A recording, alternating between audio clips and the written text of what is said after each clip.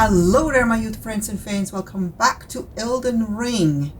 I'm almost at the end of the game and I realized that I probably should get all the legendary items. I have a lot of them already, but there are some pieces missing. For example, a few Ashen remains. And here we go, I'm going to go and get the Ancient Dragon Knight Kristoff Ashen remains.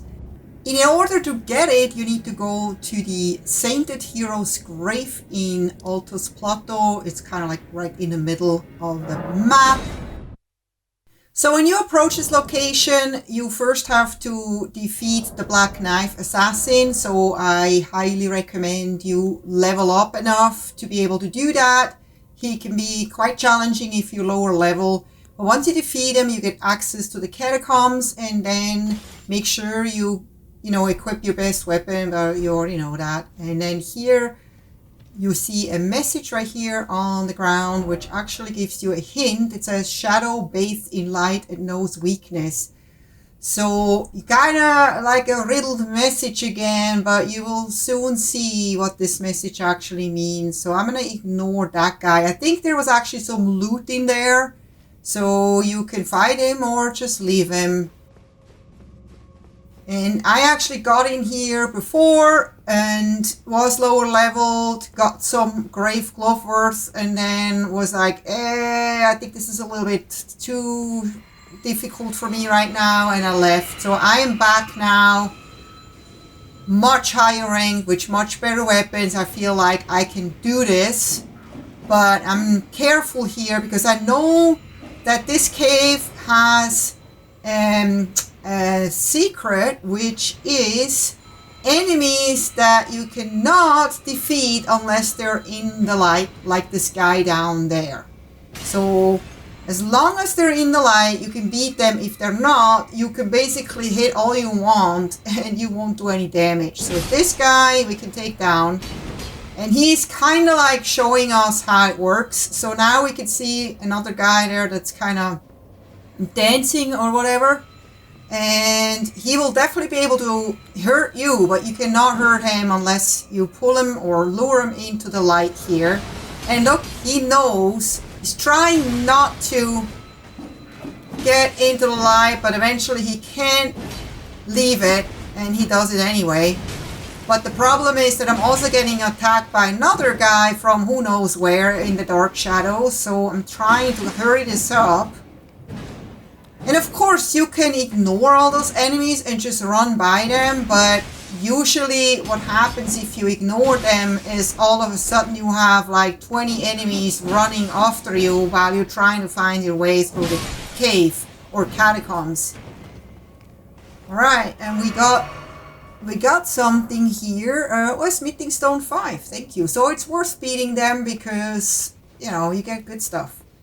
So I don't really know my way around here at all at this cave, but I made this super short, this video, so you can see exactly where I'm going. I cut out the parts where I got lost.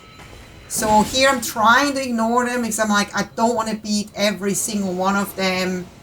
I just want to have my loot.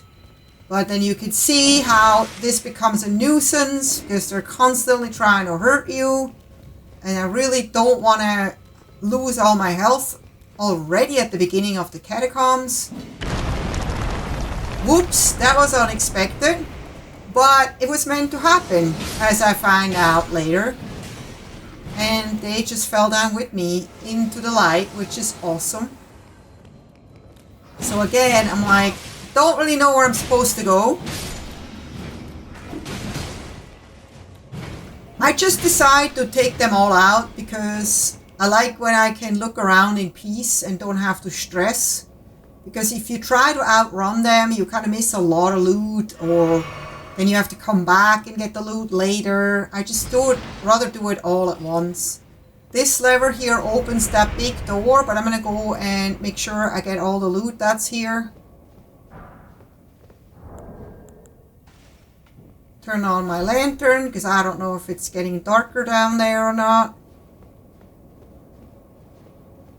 Yes, I got all the loot. So we get into this section. So those knives are really not that hard. The only problem is that you have to deal with those skeletons as well while trying to make your way through here, which makes it a little bit tricky. So you have to kind of hurry and don't stand still ever. Alright, so those knives will take care of a lot of those skeletons for you by simply just killing them when they drop. And you also have this like ghostly rider here that will also try to kill you. So we found the boss door. Awesome. Now I just need to find the lever. Ooh. Go, go, go. As you can see here, I just ran underneath the knife and the knife just got him for you and you get the points for it, which is awesome.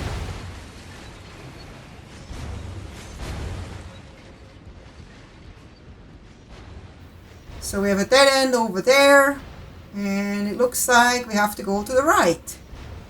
But we also have some loot, which is Grave Gloves worth 5. Always good to have.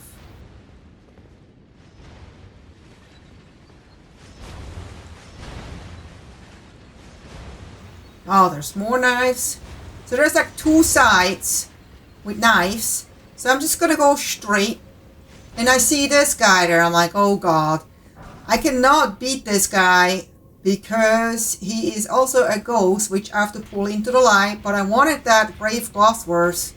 So you can actually, there's actually a trick, and I cut that out to not make it boring. If you go to the left, you can run up that ladder again to shake him off, get that Grave Glossworth, and then get out and go into this direction. Just in case you want to know how to get that without getting attacked by him. But here you actually lure him into the light.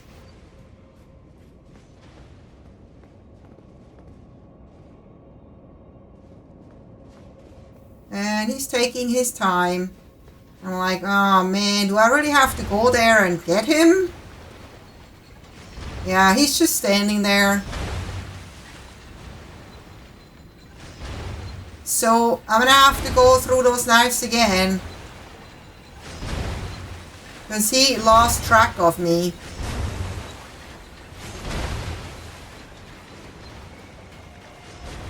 Alright, come on.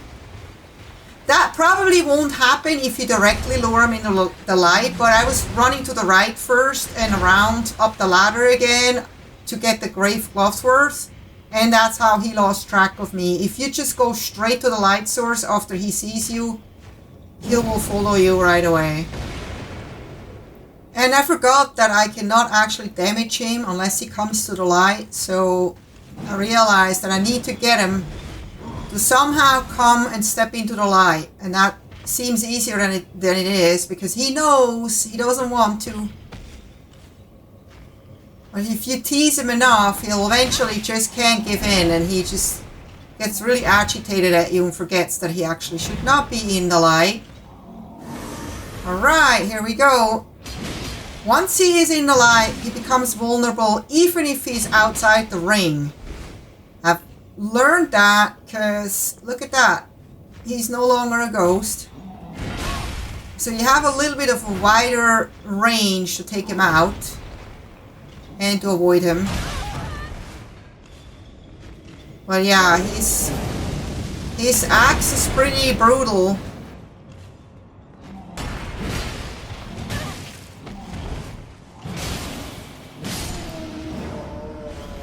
And the lovely Death Poker did it again.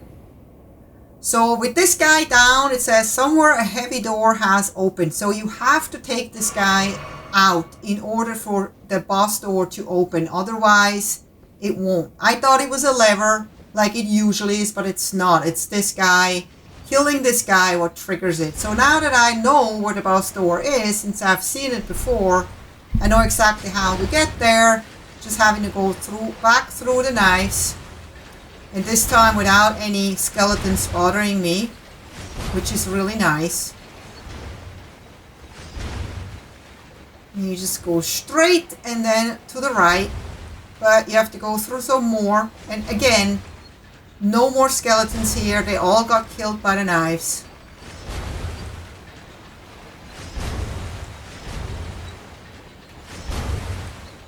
And the door is open. So now comes the stuff that we wanted all along, which is the boss, which will give us the Ashen remains.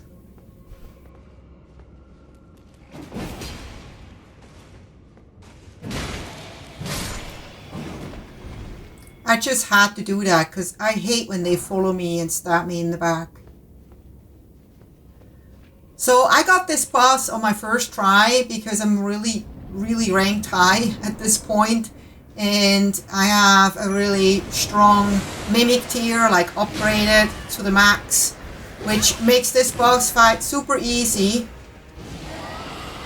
And this boss is really not hard at all if you have a strong enough weapon and a summon that just distracts him.